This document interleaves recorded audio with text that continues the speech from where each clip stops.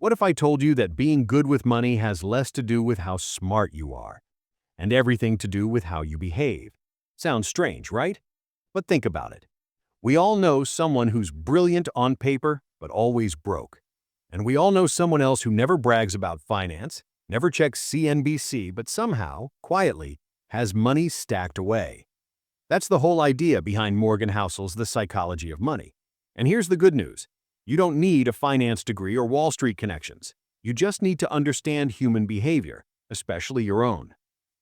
Let's dive in. Lesson 1. Doing well with money is about behavior, not intelligence. Picture this. One guy has 3 degrees, works at a fancy firm, and makes a 6-figure salary. He drives a leased luxury car, lives in an expensive apartment, and puts everything on his credit card.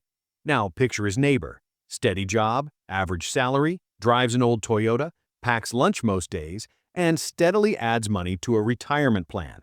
Guess who's going to be wealthier in 20 years? Exactly. The neighbor who packs their own lunch and quietly adds to their savings. Money success isn't about IQ points. It's about habits. Knowing that saving is smart doesn't mean much unless you actually save. It's like knowing exercise is good for you and still hitting the snooze button instead of the treadmill. Behavior is something everyone can control. You don't need to be a math genius to not swipe your credit card for stuff you don't need. You don't need to know the ins and outs of the stock market to decide, I'm going to live on a little less than I make and invest the difference. The bottom line? Being good with money isn't about being the smartest person in the room. It's about being the one who actually acts smart with the dollars in your pocket. Lesson 2. Getting rich and staying rich are different games. Here's a truth most people miss. The skills that help you get money aren't always the same skills that help you keep money. Getting rich often takes risk, boldness, maybe even a little bit of luck. Staying rich? That's about humility, patience, and not doing dumb things. Think back to the housing bubble. Everyone was flipping homes. Buy, paint, sell, profit, repeat. It felt like free money until the market collapsed. The people who stayed rich weren't the ones chasing quick wins. They were the ones living below their means, avoiding the madness, and quietly keeping their savings safe. Here's a simple way to think about it. Getting rich is like climbing up a mountain. It takes guts and energy. Staying rich? That's holding on tight so you don't trip and roll all the way down. And here's the thing about money mountains. The higher you climb, the windier it gets. When you're starting out, you can afford to take bigger risks because you don't have much to lose. But once you're sitting on real wealth, the smartest play isn't higher, higher, higher. It's don't fall. The difference comes down to mindset. Getting rich is fueled by optimism. This could work. Let's go for it. Staying rich is fueled by paranoia. This could go wrong. Let's be careful. You need a little of both to succeed, but knowing when to switch gears makes all the difference. So here's the takeaway.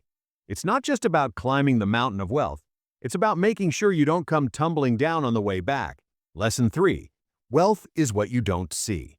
We often confuse looking rich with being rich. That shiny car, the giant house, the designer sneakers, the $80 steak dinners on Instagram.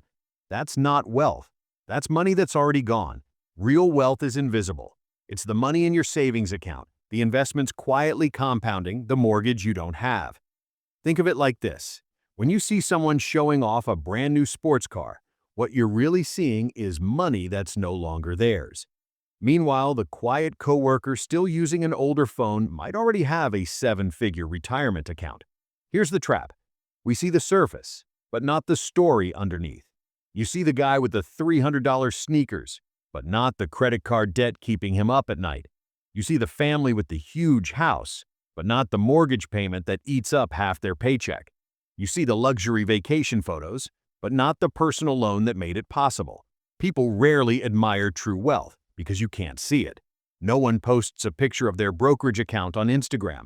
Nobody flexes their "I have no car payment" lifestyle. It's not flashy, so it gets ignored. So next time you feel jealous of someone's rich life, pause and remember, wealth isn't the flashy stuff you see in public. Wealth is the quiet freedom you build in private. Because the loudest person in the room isn't always the richest. Often, it's the opposite. Lesson 4. Compounding is the closest thing to magic. Let's talk about the most boring yet powerful force in finance: compounding. Here's a simple example. Start investing $500 a month at age 25. By the time you're 65, you'll have close to $1 million. Wait until 40 to start? You'll end up with only about a third of that. Same amount of money, same person. The only difference is time. And that's the secret. Time is the real superpower here. Take Warren Buffett. Everyone calls him a genius investor. And yeah, he's smart. But the bigger truth is this: he started ridiculously early. He was buying his first stocks as a kid while most of us were still arguing about who ate the last cookie. More than 90% of his wealth came after he turned 65. Why? Because compounding had decades to snowball. Here's the lesson: even small amounts add up if you let time do the work. That $5 fancy coffee you skip once in a while, that's not just coffee money, it's future money. Instead of drinking it, imagine you invested it. Over decades, that single coffee could turn into a few $100. Now multiply that by all the little tiny spends we make each week, and suddenly you're not just skipping foam, you're building wealth. And it's not just about money. Compounding works in life too. Read 10 pages a day, and in a year, you've finished a dozen books. Learn one new skill a month, and before you know it, people are asking you how you became the go-to person for everything. It's like planting a tree. The first few years, it doesn't look like much, just a thin little trunk with some leaves. But give it decades, and suddenly you're standing under massive shade that all started from a tiny seed. The hardest part of compounding is patience. We live in a world where we want everything instantly. Same-day delivery, instant streaming, drive-through dinners. But compounding doesn't play by those rules. It rewards those who wait. So, whether it's money, health, or knowledge, remember this: consistency beats intensity. It's not about hitting one giant home run. It's about quietly showing up, day after day, and letting time work its quiet little magic trick. Lesson 5. Nobody's crazy with money. Here's something funny. Almost everyone thinks someone else is nuts with money. Your grandma stuffs cash in coffee tins under the bed. Your friend is all in on crypto, convinced it's the golden ticket. Your cousin refuses to touch the stock market because it's all rigged. And that one coworker? They're financing a $60,000 car but stressing over a $3 delivery fee. Now here's the kicker. None of them are actually crazy. Every single one of those choices makes sense to the person making it because of their past experiences. Think about it. If someone grew up watching their parents lose their savings when a bank failed, of course they'll never trust banks. If another person only saw good times where markets kept going up, they'll believe investing is always safe. And if someone got burned during a financial crash, it's not irrational that they avoid stocks forever. It's self-protection. Money isn't just numbers on a spreadsheet. It's feelings, fears, memories, even scars. It's like food. Some people love pineapple on pizza. Others think it's an insult to Italian culture. Neither is wrong. They just see the world differently. Same with money. To one person, paying off a mortgage early feels like freedom. To another, it feels silly when the same money could be invested for higher returns. Neither is crazy. They're just playing the game with the rules they've learned from their own life. And here's the big lesson. Judging others for their money choices is like judging someone's taste in music. You might think your uncle is ridiculous for blasting country love songs on repeat, but to him, that song is tied to his first date or his best memory. It makes sense in his world. So before you say, "Wow, they're terrible with money," remember, everyone's financial story is written with different chapters, different struggles, and different victories. Lesson 6. Know what's enough.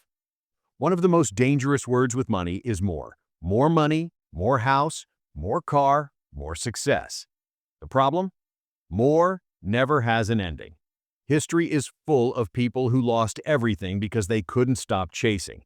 Think of lottery winners who go broke in a few years, or athletes who made millions but still filed for bankruptcy. They already had enough to live better than 99% of people, but because they wanted more, they lost it all. And here's the funny thing. Studies show that after a certain point, extra money doesn't even make you extra happy. Sure, money can buy comfort, security, maybe even that sweet leather recliner you've been eyeing. But joy? That comes from other places. So the real question is, what's your enough? For some people, it's a modest house that's fully paid off. For others, it's knowing their kid's college is covered. For someone else, It might be the freedom to retire at 55 and spend mornings golfing, gardening, or just sleeping in without an alarm clock screaming at them. Once you know you're enough, your job isn't to chase more. It's to protect it. Because the moment you start risking your enough, whether it's gambling, over-leveraging, or falling into lifestyle creep, you're back on the hamster wheel. Running, running, running, but never arriving. The happiest people aren't the ones with the most. They're the ones who looked around, figured out what really mattered to them, and said, "Yep, this is enough." Lesson 7. Tails drive everything. This one's fascinating. In investing, a small number of big wins drive most of the results. Amazon tried hundreds of ideas. Most failed. But a few, like Prime and cloud services, made billions and carried the whole company. Your money works the same way. You don't need to get every decision right. You can make a bunch of small mistakes, but if you catch just a few home runs, they'll more than make up for the losses. It's kind of like baseball. You don't need a perfect batting average. A few solid home runs can win the whole game. Same with your personal life. Maybe you've tried 5 different side hustles, most didn't work out. But the one that finally clicks? That's the one that changes everything. Here's the mindset shift. Success isn't about never failing. It's about giving yourself enough chances so that when those rare, powerful tail events happen, you're in the game to catch them. So, instead of obsessing over being right all the time, focus on staying in the game long enough for those rare winners to appear. Because in money, and in life, it's often just a few tails that drive everything. Lesson 8. Money is never just about money. Money is emotional. It's about control, freedom, safety, pride. A sports car isn't just a car. It's that little voice in your head saying, "Look at me, I've made it." A giant house isn't just bricks and drywall. It's the comfort of knowing your kids have their own rooms, and maybe a chance to show off a little during the next family barbecue. Think about it. Nobody buys a $6 latte just for the caffeine. You could brew coffee at home for 30 cents. What you're really buying is a vibe. The cozy cafe, the cool barista who knows your name, that little moment of luxury before work. Money is a mirror that reflects what you value. For one person, that's security. They save like crazy because peace of mind matters more than anything. For another, it's experiences. They'd rather spend on travel and memories than watch numbers grow in an account. And for someone else, it might be status. They want the new phone, the new car, the "did you see my upgrade?" moment. Here's the kicker. None of these are wrong, but it explains why personal finance is more personal than financial. Your decisions aren't just about math. They're about what money represents in your life. So when you look at someone else's money choices and think, "That makes no sense," remember, you might not be seeing the math. They're chasing a feeling. So what's the big takeaway? The secret to money isn't hidden in complicated charts, endless stock tips, or formulas that make your head spin. The real secret is much simpler. It's in how you behave, how you think, the choices you make every day, and the habits you stick to over time. Save more than you spend. Live below your means. Avoid foolish risks that could wipe out your progress. Let compounding do its quiet, invisible work. Define your enough and be content with it. And perhaps most importantly, remember, real wealth isn't about showing off to impress strangers or keeping up with a flashy lifestyle. It's about freedom. The freedom to spend your mornings reading instead of rushing to an office you don't love. The freedom to take a week off to travel without stressing about unpaid bills. The freedom to say no to things that drain your energy or your wallet. The freedom to live on your terms instead of living to meet other people's expectations. Financial success isn't about being the smartest person in the room. It's about being the calmest. It's about resisting the urge to chase every trend, to compare yourself to others, to make risky bets just because someone else did. Calmness allows you to make decisions that are sustainable, that compound over years, and that actually build a life you can enjoy. And that calmness, that's the real jackpot. The kind of jackpot you can't buy in a store. The kind of jackpot that doesn't disappear overnight.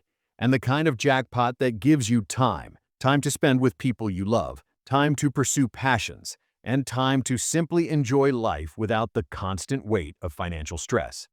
So, if you remember one thing from all of this, it's not about the money you make, the flashy items you buy, or the numbers on a screen. It's about the choices you make every day, the patience you have, and the life you build quietly, one smart decision at a time. That's how wealth grows. That's how freedom grows. That's how calmness turns into the most powerful reward of all. Because at the end of the day, money is just a tool. But the life you create with it, that's priceless. If you found these lessons helpful, hit that follow button so you don't miss more tips on money, life, and building a future that actually makes sense. Trust me, your future self will thank you, and your wallet might too.